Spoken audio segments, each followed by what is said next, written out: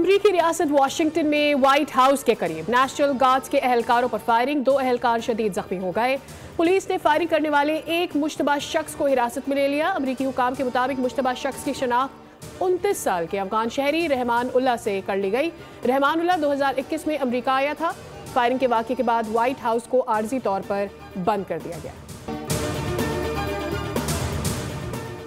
पेशावर में मतनी के करीब 24 इंच की मरकजी गैस ट्रांसमिशन लाइन फट गई। धमाके की वजह से पेशावर, चारसद्दा, नौशहरा, मर्दान, सुआत के सारिफीन को गैस की सप्लाई मुतासर होगी।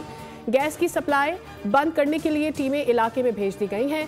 पेशावर, मर्दान और सुआत में गैस सारिफीन के लिए दरियाई सिंध की 16 इंच लाइन से फराहमी जारी। सारिफीन को दिन में 3 वक्त गैस फराहमी की जाएगी।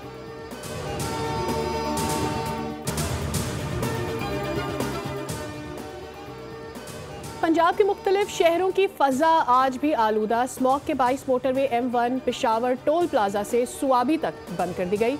मोटरवे पुलिस के मुताबिक शदीद धुंध और हद निगाह इंतहाई कम है। मोटरवे बंद करने का मकसद हादसात में बचाव और मोटरवे इस्तेमाल करने वालों की जान और माल की हिफाजत है।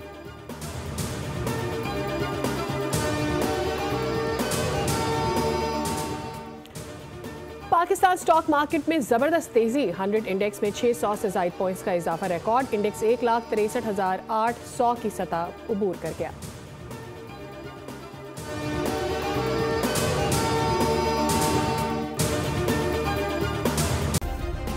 सब्सक्राइब करें और बेल दबाएं ताकि कोई खबर रह न जाए।